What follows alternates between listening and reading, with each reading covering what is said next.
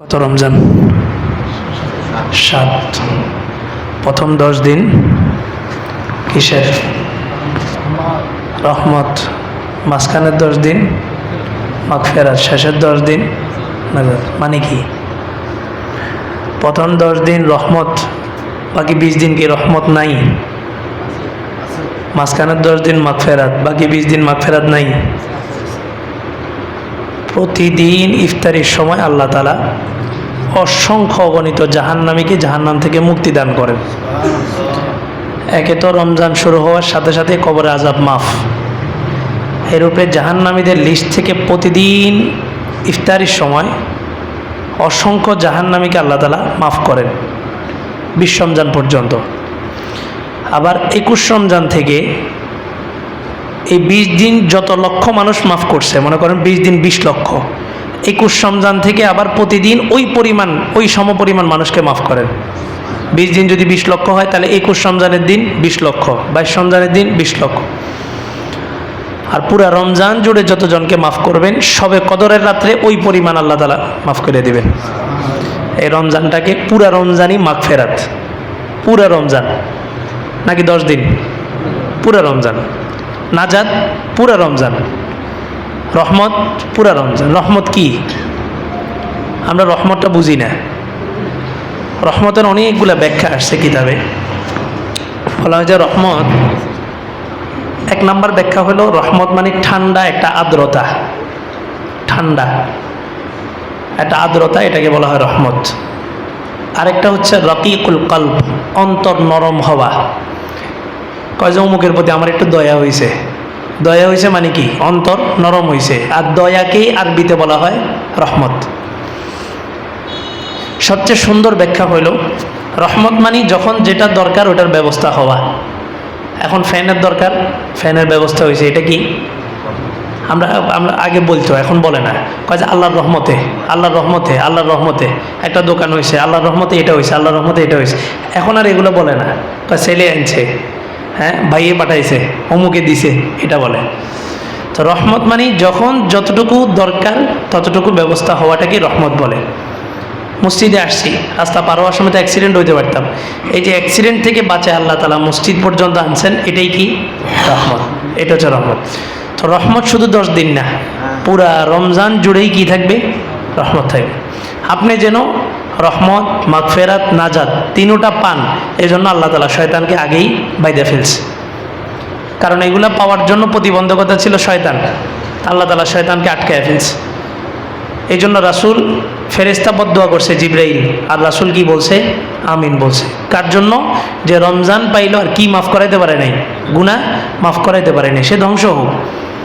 আপনার কাছে মনে হইতে পারে কি এটা তো একটা মানবতা বিরোধী, মুহাম্মদ সাল্লাল্লাহু আলাইহি ওয়াসাল্লাম কেমনে বদদুয়া করে? কিন্তু আপনি যখন বুঝবেন যে আপনার শত্রু শয়তানকে আটকায় রাখছে, 30টা দিন আপনাকে সময় দিছে, তুমি একবারের জন্য হলেও মাফ নিয়ে আনাও, মাফ নিয়ে আনাও, মাফ নিয়ে আনাও, এরপরেও আপনি নিলেন না। বাদশা ঘোষণা করছে যে আমার এই রাজপ্রাসাদের মধ্যে 1 ঘন্টা সময় দেওয়া হলো, যে যেটা নিবা সে ওটার মালিক। তো বাস গণভবনে ঢুকছে, দেখেন নাই পোলাপাইনে, যেটা পারছে ওটাই নিয়ে আসছে, এরকম একটা অফার 1 ঘন্টা। তো সবাই ঢুকছে, কেউ ফ্রিজ নিতেছে, কেউ স্বর্ণ নিতেছে, কেউ গুদামের চাবি, মানে যে যেটা পারতেছে 1 ঘন্টা সময় নিতেছে। একজন ঢুকে চিন্তা করলো জীবনে কোনো দিন এসি রুমে ঘুমাইনি, যাই দেখে যে বাচ্চার যে রুমে থাকে ওই রুম এসি এবং খুব জাজিম দিয়ে খুব সুন্দর শয়নকক্ষ। তো 1 ঘন্টা শুয়ে ঘুমাইছে, জীবনে কোনো দিন এসিতে ঘুমায়নি। তো 1 ঘন্টা সময় ঘুমাইছে, 1 ঘন্টাও পার হয়নি, ঘুম ভেঙে গেছে। দেখে যে যেই জাজিমের উপরে শুয়েছিল ওই জাজিমটা নাই, যেই এসি চালায় শুয়েছে ওই এসিও নাই, গরমে ঘামায় তারপরে কি হয়েছে? ঘুম ভাঙছে। অথচ সে যদি ওই 1টা ঘন্টা মেহনত করতো, সারা জীবন এসির নিচে থেকে জীবন পার করতে পারত। তো এটা আমাদের জীবন। আমি আর আপনার মনে করতেছি এই একটু রমজান মাসটা একটু যাক না, কোনো মতে যাক। আমাদের সময় আমরা দেখতাম এই সপ্তাহের মাঝখানে আসলে আমরা নিয়ত করতাম যে আগামী শুক্রবার থেকে কী হয়ে যাবো, ভালো হয়ে যাবো। আমরা যখন পড়াশোনা করতাম তখন, এখনও সবাই করে, আগামী শুক্রবার থেকেই ভালো করে পড়াশোনা শুরু করবো। তো দেখা গেছে শুক্রবার, শনিবার, রবিবার আবার যেই সেই। তো মানুষের একটা টান থাকে, ইউ টার্ন, যে মানুষ যে চলতেছে একটা পথে, আর যাবো না এবার একটু ফিরি, আর যাবো না এবার একটু ফিরি। এই রমজানটা হচ্ছে আপনার জীবনে গুনাহ থেকে বাঁচার জন্য একটা ইউ টার্ন। রমজান গুনার একটা গাড়ি চালাইছেন, চলতে চলতে চলতে চলতে অনেক দূর গেছেন, গুনায় কি আপনার লাভ হয়েছে না ক্ষতি হয়েছে? ক্ষতি হয়েছে। গুনার সবচেয়ে বড় জিনিস, চেহারা থেকে নূর চলে যায়। অনেক কালো মানুষ কিন্তু তাকাইলে ভাল লাগে, চেহারাটা একটু মায়াবী, কিন্তু অনেক সুন্দর মানুষ আছে তার দিকে তাকাইলেও ভাল লাগে না। কেন? ওই যে গুনার একটা ছাপ তার উপরে থাকে। তো গুনার একটা গাড়ি চালাইছি পুরো 11 মাস, এবার আল্লাহ বলে যে এবার একটু ইউটার্ন নাও, কিন্তু আমরা ইউটার্ন নিতে পারি না। কেন? ফ্যান একটা বন্ধ করলে কি সাথে সাথে বন্ধ হয়? এটা ঘুরতে থাকে। গাড়ি হাত ব্রেক দিলে যাত্রী অ্যাক্সিডেন্ট হবে, তো গাড়ি আস্তে আস্তে ব্রেক ধরে। তা আমরা 11 মাস পর্যন্ত গুনাহ করছি। গুনাহ করে রমজানের প্রথম রমজানে আমরা কি করছি? গুনাহ করছি। কেন? ওই যে অভ্যাস, 11 মাস মোবাইল চালাইছি, প্রথম দিন মোবাইল না চালায় কি থাকা যায়? তাই না? প্রথম দিন ইফতার পর্যন্ত বহু কষ্ট হয়েছে, ইফতার শেষ করেই ধরাই দিছি সিগারেট, বহু কষ্টে সকাল থেকে মাগরিব পর্যন্ত কাটাইছি, ধরাই দিছি। তো প্রথম রমজান যখন গুনাহ করে ফেলছি, তো এবার গুনাহটা আমার কাছে হালকা হয়ে গেছে। প্রথম রমজান যখন করে ফেলছি, দ্বিতীয় রমজান তৃতীয় রমজান না। মুমিন মানে হচ্ছে এই যে এখন ঘটনাটা শুনছি, এই এখন থেকে আমি নিয়ত করলাম, বাস সব গুনাহ ছেড়ে দিলাম, এটা হচ্ছে মুমিন। শয়তান ধোকা দিবে, ধোকায় পড়ে যাবো, গুনাহ করবো। আবার এই জমিনে প্রথম ছিল ফেরেশতা, একদম প্রথমে এই জমিনে ফেরেশতাদের কোনো কি নেই, গুনাহ নেই। কারণ কি?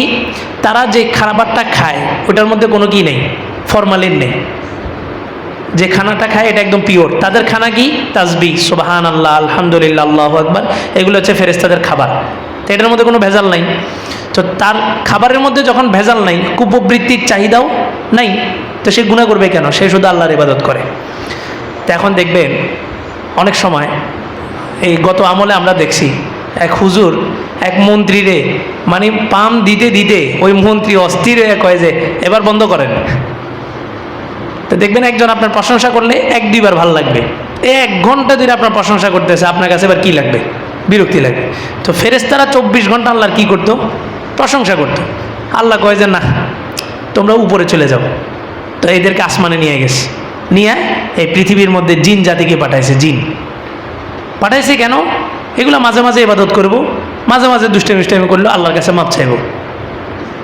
কিন্তু এই জিন জাতি ইবাদতের নামগন্ধও নেই, সারাক্ষণ মারামারি কাটাকাটি, পুরো পৃথিবীর মধ্যে একদম মেসাকার করে ফেলছে, সারাক্ষণ মারামারি করে। আল্লাহ কি বলছে? ইন্নী জাইলুম ফিল আরদি খলিফা, আমি জমিনে কি বানাবো? প্রতিনিধি বানাবো। ফেরেশতারা বলছে আতাজআলু ফিহা মান ইউফসিদু ফিহা ওয়া ইয়াসফিকুদ দিমা, এমন একটা জাতিকে আপনি আবার বানাবেন যারা জমিনে ফিতনা ফাসাদ করবে। কই, আমরা কি আগে আসছিলাম দুনিয়াতে? আমরা তো আসিনি। তাহলে ফেরেশতারা কেন বললো যে এমন একটা জাতি পাঠাবেন যারা জমিনে যায় মারামারি করবে? মারামারি কে করছে? এই যে জিন জাতি। এই জিন জাতি মারামারি করার কারণেই ফেরেশতারা আল্লাহকে বলছে যে আল্লাহ, আপনি আর কোনো জাতি বানায়েন না, পৃথিবী এমনি থাক, দুষ্ট গরুর চাইতে শূন্য গোয়াল অনেক ভালো।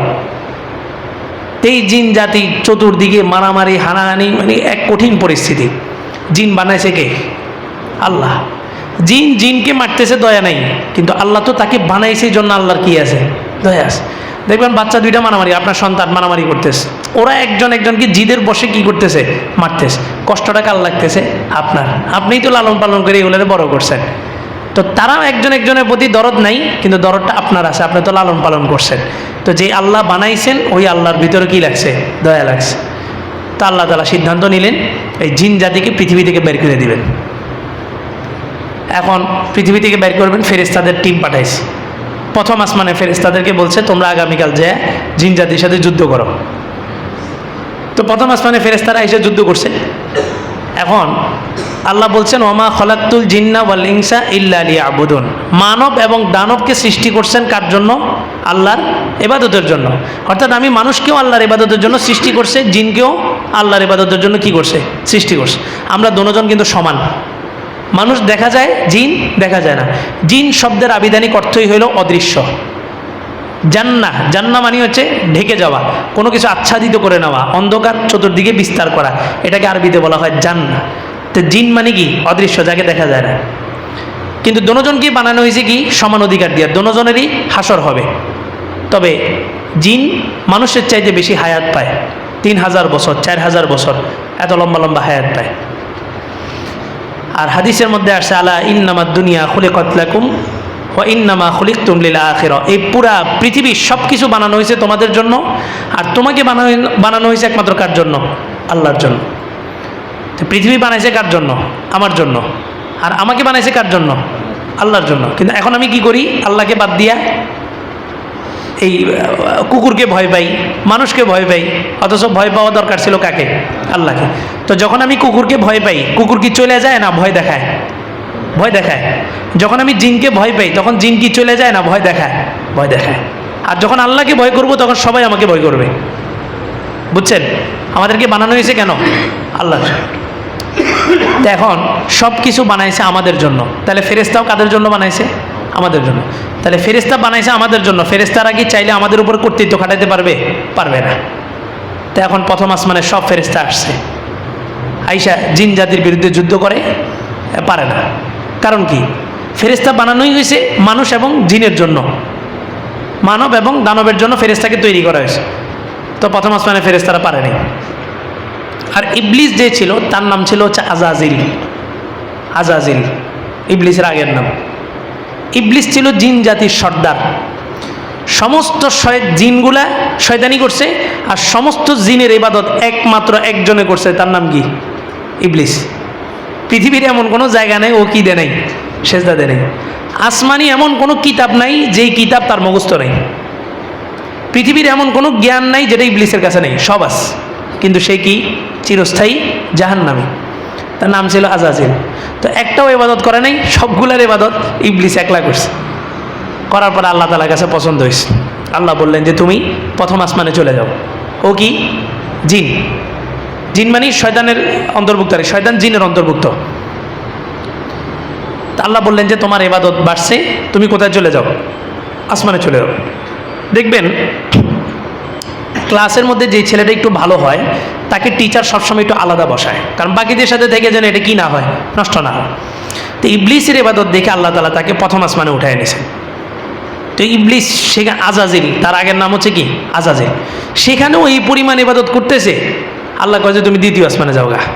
দ্বিতীয় আসমান, তৃতীয় আসমান, চতুর্থ, পঞ্চম, ষষ্ঠ, সপ্তম। এবার সপ্তম আসমানে যাওয়ার পরে ওখানে কি আছে? জান্নাত। কি আছে? জান্নাত কোথায়? উপরে। জাহান্নাম কোথায়? নিচে। তো এবার আল্লাহ তাআলা বললেন যে তুমি জান্নাতের দারোয়ান, জান্নাতের গেটের প্রহরী, খুশি হয়। ওখানেও তার ইবাদত। আল্লাহ বললেন যে তুমি সাইয়্যিদুল মালাইকা, সমস্ত ফেরেশতাদের কি? সর্দার। কেন?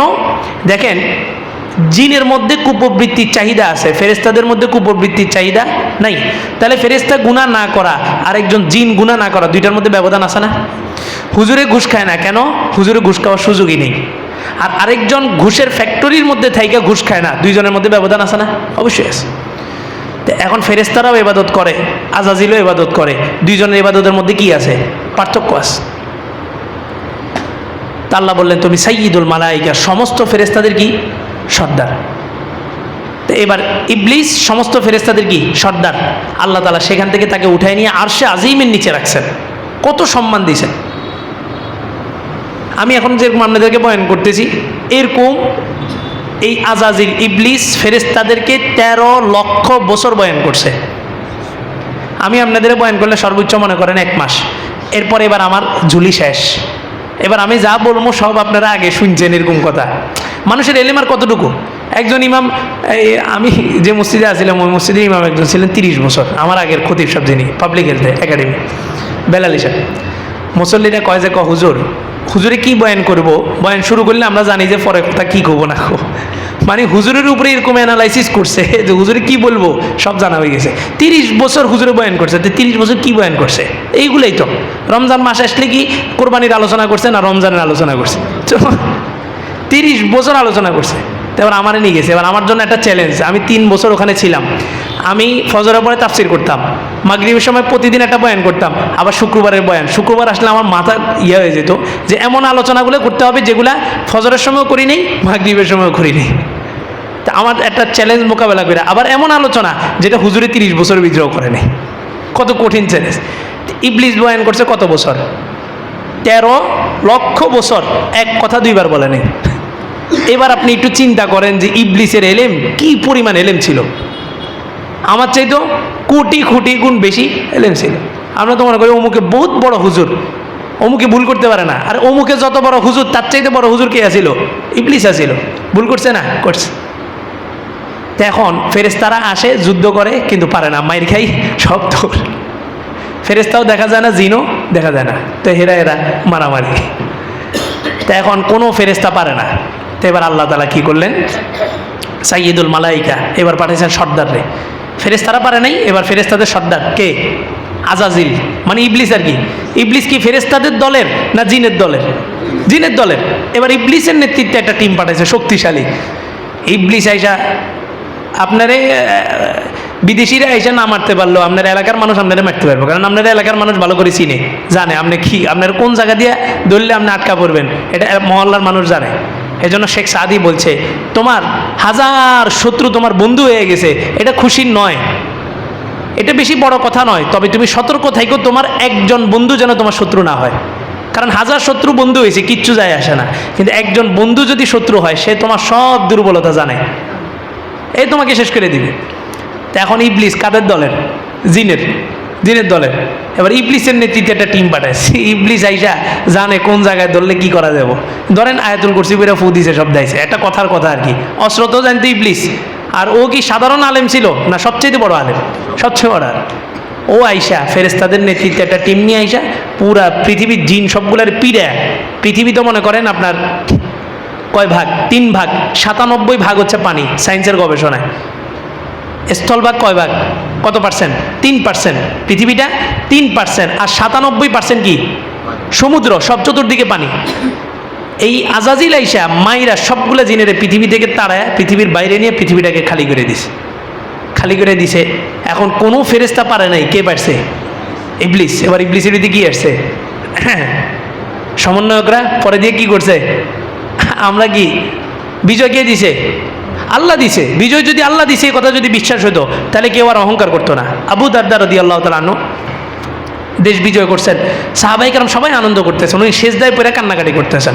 ওনাকে জিজ্ঞাসা করা হলো, কী ব্যাপার, আপনি কান্নাকাটি করতেছেন কেন? তো বলে, শোনো, এদের যেই অন্যায়ের কারণে আল্লাহ তাআলা তাদের ক্ষমতা ছিনে আমাদের কাছে দিছেন, আমরাও যদি একই অন্যায় করি তো আমাদের থেকেও ক্ষমতা ছিনে আল্লাহ তাআলা আরেকটা জাতিকে দিবেন, এটা ভয় থাকা দরকার। আরে বাবা, মানে এই জালেম গেছে বা সবাই উল্লাস, তা আল্লাহ কয় এর চাইতে বড় একটা জালেম আমি দিব, অপেক্ষা কর। এক জালেম যাবে, আরেক জালেম আসবে, এই মানুষের কোনো পরিবর্তন হবে না। মানুষ মনে করে যে আমরা করি, আমি করছি, আমি করছি। কে করছে? আল্লাহ করছে। এর চাইতে বড় শক্তি দিয়ে ধাক্কা দিছিল না, তো ফালাইতে পারছে? পারে নাই। এখন মানুষ তাকাব্বুর হয়ে গেছে যে আমাদের নেতৃত্বে আমরা কি করছি, এই বিপ্লব নিয়ে আসছে। তো ইবলিস যখন এই সব বিজয় করে ফেলেছে, ইবলিসের ভিতরে কি আসছে? অহংকার আসছে। আমি যখনই দেখবেন আমি আমি আমি এই শব্দ মুখে আসছে, মনে করবেন যে আপনার ভিতরে কি আছে? অহংকার। আমি ইমাম, আমি খতিব, আমি বহুত বড় আলেম, আমি বহু মাসালা জানি, এই যে আমি আমি আমি মানে কি? শেষ। ইবলিস ধ্বংস হয়েছে কেন? আনা খায়রুম মিন। ইবলিস আল্লাহরে বলে যে আমি তার চাইতে উত্তম। এই যে আমি বলছে, ধ্বংস হয়ে গেছে। তাবলিগে যায় না, তাবলিগে কয় যে অমুকে বয়ান করবো, এটা বলে না। তো নিয়ম কি? নিয়ম হয়েছে এইভাবে হাত দিয়ে দেখানো, অমুকে বয়ান করে, এভাবে না। এভাবে হইলে এটা অহংকার। আঙ্গুল উঠায় কথা বলা, হ্যাঁ তুমি এটা করছো, তুমি এটা করছো, হ্যাঁ তুমি চুরি করছো, তো তারে চোর বলছে, 1 আঙ্গুল তার দিকে, 3 আঙ্গুল কোন দিকে? আমার দিকে। ইবলিসের নেতৃত্বে একটা যুদ্ধ হয়েছে, বিজয়। সব জিন পৃথিবী ছেড়ে দিয়ে চলে গেছে। এবার ইবলিসের ভিতরে একটা আমি ভাব আসছে। এটা কেউ না জানুক, কে জানে? আল্লাহ জানে। আল্লাহ ফেরেশতাদেরকে বলে, আচ্ছা আল্লাহর কি পরামর্শ করার দরকার আছে? নাই। তারপর আল্লাহ পরামর্শ করছেন কেন? এই পরামর্শের ভিতরে কি আছে? কল্যাণ আছে। পরামর্শ করলে এটার মধ্যে কামিয়াবি। আমাকে এনে তো এখন নতুন কমিটি, আগের কমিটি ভাঙিয়ে গেছে কেন? পরামর্শ ছাড়া কাজ করতো। সকালে একজন আসছে, উনি আসে এক সিদ্ধান্ত দিছে, বিকালে আরেকজন আসে, উনি আসে আরেক সিদ্ধান্ত দিছে। পরামর্শ নাই তো কোনো কাজ, কোনো ফলাফল আসে নাই, বিশৃঙ্খলা তৈরি হয়েছে। যে কোনো কাজ পরামর্শ করে করা। আবার নারীদের পরামর্শ গ্রহণ না করা, নারী পরামর্শ দেওয়ার অধিকার রাখে না। কারণ কি? নারীর বিবেক কি? অর্ধেক। নারীর বিবেক কি? অর্ধেক। তা একজন গর্ব করি নারীর বিবেক নাই, নারী কিচ্ছু না। আমি কি নারীর বিবেক নাই? এই নারী রাষ্ট্র চালাইছে 17 বছর, তাহলে ওই নারীর অধীনে যারা পরিচালিত হয়েছে এগুলো তো বিবেকই নেই। হে যদি অর্ধেক বিবেক দিয়ে যদি রাষ্ট্র চালাইতে পারে 17 বছর, তাহলে তার অধীনে যারা আমরা ছিলাম আমাদের কি নেই? বিবেকই নেই।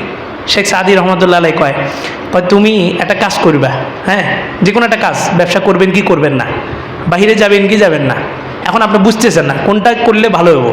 শেখ সাদি কয় বলে যে তুমি তোমার বিবির সাথে পরামর্শ করবা, করার পরে তোমার বিবি তোমাকে যে সিদ্ধান্তটা দিব তুমি ঠিক ওটার বিপরীতটা করবা, তুমি কামিয়াব। বুঝছেন? মানে নারীর বিবেক কি? অর্ধেক, তবে সব নারী না। আম্মা জান আয়েশা রাদিয়াল্লাহু তাআলা আনহার সাথে মিলাইলে হবে, উনি সমস্ত জান্নাতি রমণীদের সর্দারনি। তো সব নারী এক না, তবে সাধারণভাবে নারীকে আল্লাহ তাআলা বানাইছেন বিবেক কি দিয়া? অর্ধেক দিয়া। তো এখন পরামর্শ করছে আল্লাহ তাআলা ফেরেশতাদের সাথে। ফেরেশতারা কি বলছে? আল্লাহ, এই পৃথিবী বহু কষ্ট হয়েছে খালি করতে, কেন? যুদ্ধ তো কয়েকবার হয়েছে। এটা কষ্টটা বুঝছে কে? ফেরেশতারা, কারণ এরা যুদ্ধে আসি পারে নাই। পরে কোনো রকম যখন জিতছে তো কয় যে আল্লাহ, আপনি জমিনে আর এমন কাউরে তৈরি করেন না যারা রক্তপাত ঘটায়। আসলে কি আমরা রক্তপাত ঘটাইছিলাম? কে ঘটাইছে? এই জিন্নাত। আল্লাহ বললেন ইন্নী আলামু মা লা তা'লামুন, আমি এমন একটা জিনিস জানি যেটা তোমরা কেউ জানো না। কি জানে? ওই যে ইবলিসের ভিতরে কি আছে? অহংকার আছে। এটা কে জানে? আল্লাহ জানে। এবার আল্লাহ ফেরেশতারা কয় কী রে, এমন কি জিনিস হইতে পারে যেটা আমরা জানি না, আল্লাহ জানে? তো ফেরেশতারা বলে যে ক্বালু সুবহানাকা লা ইলমা লানা ইল্লা মা আল্লামতানা। আল্লাহ আশ্রয় চাই, আপনি জানেন বলছেন মানে আসলেই আপনি এমন কিছু জানেন যেটা আমরা জানি না। আল্লাহ তাআলা সিদ্ধান্ত নিলেন কি? বনি আদম বানাবেন, আদম সন্তান বানাবেন। ইবলিসকে আল্লাহ তাআলা বললেন, ইবলিস থাকতো কোথায়? আরশে আজিমের নিচে, একদম ভিআইপি, ওখানে থাকতো। আল্লাহ বললেন তুমি একটা কাজ করো, জমিনে যাও, যে জমিনের 7 রকম মাটি নিবা, 7 রকম, লাল, সাদা, হলুদ, হ্যাঁ, কালো। এখন মানুষ যে 7 রঙে বিভক্ত না, রংধনু কয় রং? 7 রং। মানুষের ভিতরে কয় রং? 7 রং। আমাদের বাঙালিদের ভিতরে মাশাআল্লাহ সবগুলো আছে। আমরা কালো, ধলা, সাদা, হলুদ, সব সব মিলে আমরা বাঙালি। তা ইবলিস রে বলছে তুমি মাটি নিয়ে আসো। তো ইবলিসের কাছে তো এলেম ছিল, ইবলিস জানতো যে আল্লাহ তাআলা এই মাটি দিয়ে কি বানাবে? আদম সন্তান বানাবে। ইবলিস কি করছে? এটাতে তুচ্ছ তাচ্ছিল্য করার জন্য এটারে মুখে দিয়ে ঢুকাইছে। মাটিগুলো নিয়ে মাটিগুলোরে কি করছে? মুখে দিয়ে ঢুকাইছে। ঢুকে পিছনের রাস্তা দিয়ে বের করছে 7 বার। কয়বার? মুখে দিয়ে ঢুকে পিছনের রাস্তা দিয়ে বের করছে।